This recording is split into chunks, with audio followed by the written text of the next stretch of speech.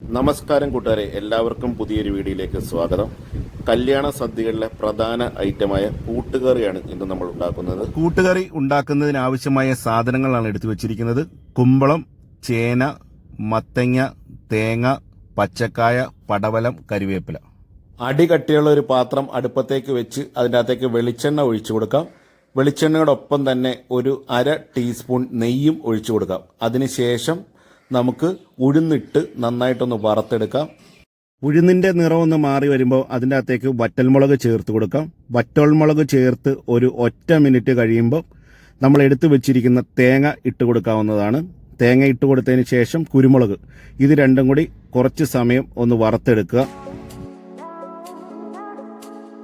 ഇനി ഇതിൻ്റെ അകത്തേക്ക് നല്ല ജീരകം ചേർത്ത് കൊടുക്കാം.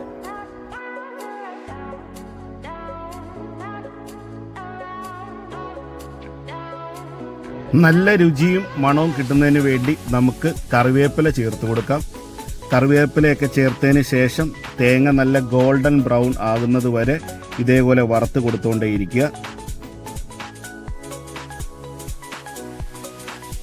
ഈ തേങ്ങ വറുത്തതിൽ നിന്ന് ഒരു 4/1 ഭാഗം നമുക്ക് ഒരു പാത്രത്തിലേക്ക് മാറ്റാം. എന്നിട്ട് നമുക്ക് നന്നായിട്ടൊന്ന് അരച്ച് എടുക്കാം.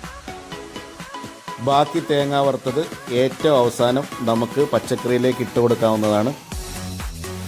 ഏറ്റവും അവസാനം പച്ചക്കറിയിലേക്ക് ഇടുമ്പോൾ നമ്മുടെ മിക്സിയുടെ ജാറിൽ ഒരൊറ്റ കറക്ക് കറക്കിയതിന് ശേഷം നല്ല തരിതരിയായിട്ടത് വരും. ആ തരിതരിയായിട്ടുള്ള തേങ്ങാപ്പീര നമുക്ക് ഈ പച്ചക്കറിയിലേക്ക് ഇട്ട് കൊടുക്കാവുന്നതാണ്. തേങ്ങ വറുത്തത് മിക്സിയിൽ ഒരൊറ്റ കറക്ക് കറക്കുമ്പോൾ നമുക്കിത് ഈ ഒരു രൂപത്തിൽ കിട്ടണം. അടികട്ടിയുള്ളൊരു പാത്രം അടുപ്പത്തേക്ക് വെച്ച് നമുക്ക് കടല ഇട്ട് കൊടുക്കാവുന്നതാണ്. കടല ഒരു രാത്രി മുഴുവൻ നമ്മൾ കുതിർത്ത് വെച്ചിരുന്നതാണ്. കടല നമുക്ക് ഇതല്ലാന്നുണ്ടെങ്കിൽ വെള്ളക്കടല ഉപയോഗിക്കാം. വെള്ളക്കടലയ്ക്ക് ഇതിനെക്കാട്ടി വേവ് കുറവാണ്. കടല ഇട്ട് കഴിഞ്ഞ് നമുക്ക് ചേന, മത്തൻ, കായ, കുമ്പളം, പടവലം ഇത്രയും സാധനം മേലിലായിട്ട് നമുക്ക് ഇട്ട് കൊടുക്കാം.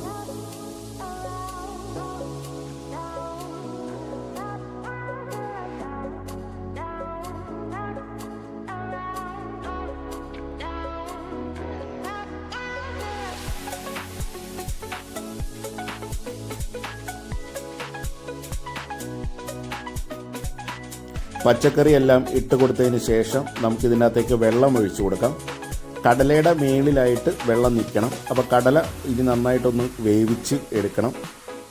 വെള്ളം ഒഴിച്ചതിന് ശേഷം നമുക്കിതിനകത്തേക്ക് ഉപ്പിട്ട് കൊടുക്കാം. ഇനി ഇതിൻ്റെ അകത്തേക്ക് 1 ടീസ്പൂൺ മഞ്ഞൾപ്പൊടിയും ഒരു 2 ടീസ്പൂൺ മുളക് പൊടിയും ചേർത്ത് കൊടുക്കാം. പൊടികളൊക്കെ ചേർത്തതിന് ശേഷം നമുക്കൊരു 2-3 തണ്ട് കറിവേപ്പിലയും കൂടെ ചേർത്ത് കൊടുക്കാവുന്നതാണ്.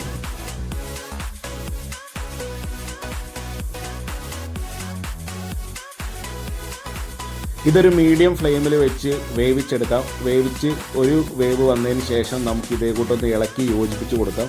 അതിനുശേഷം വീണ്ടും മൂടി വെച്ച് ഒന്ന് വേവിക്കാം. അപ്പോൾ ഇടയ്ക്കിടയ്ക്ക് നമ്മൾ ഇളക്കി കൊടുക്കണം.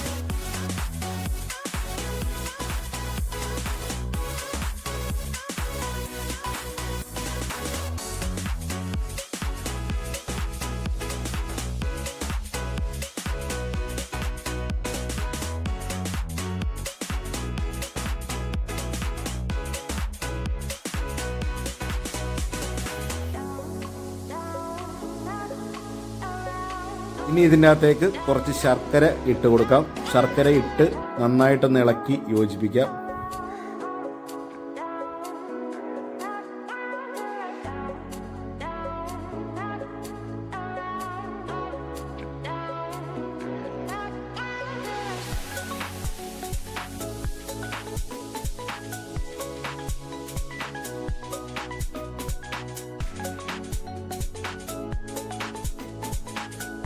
ആദ്യമേ തേങ്ങ വറുത്തുകൊണ്ടിരുന്നപ്പോൾ കുറച്ച് തേങ്ങ വറുത്തത് നമ്മൾ മാറ്റി വെച്ചിട്ടുണ്ടായിരുന്നു. അത് അരപ്പാക്കാനായിട്ടായിരുന്നു. ആ അരപ്പ് ഇതിനകത്തേക്ക് ചേർത്ത് കൊടുക്കാം. ഈ അരപ്പ് ഈ പച്ചക്കറിയിലേക്ക് ചേർത്ത് കൊടുത്ത് നന്നായിട്ട് ഇളക്കി യോജിപ്പിക്കാം. ഇളക്കി യോജിപ്പിച്ച് ഒരു 2-3 മിനിറ്റും കൂടെ ഇട്ട് വേവിക്കാം.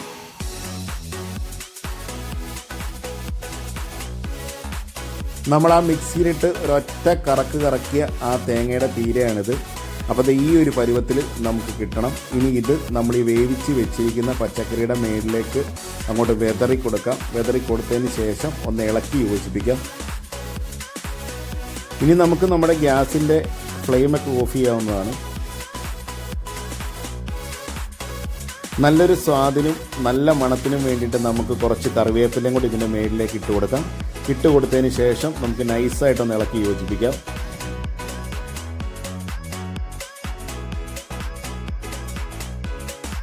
ഇനി ഇതിൻ്റെ അകത്തേക്ക് അല്പം കായപ്പൊടി ചേർത്ത് കൊടുക്കാം. കായപ്പൊടി ചേർക്കുമ്പോൾ നല്ലൊരു മണവും നല്ല രുചിയും കിട്ടും. അപ്പോൾ നമ്മുടെ കൂട്ടുകറി റെഡിയായി കഴിഞ്ഞു. വീഡിയോ എല്ലാവർക്കും ഇഷ്ടമായി എന്ന് വിചാരിക്കുന്നു. ഇഷ്ടപ്പെട്ടെങ്കിൽ ലൈക്ക്, ഷെയർ, കമൻറ്റ് എന്നിവ ചെയ്യുക. ഞങ്ങളുടെ ചാനൽ ഇതുവരെ സബ്സ്ക്രൈബ് ചെയ്യാത്തവർ സബ്സ്ക്രൈബ് ചെയ്യുക. എല്ലാവർക്കും നന്ദി, നമസ്കാരം.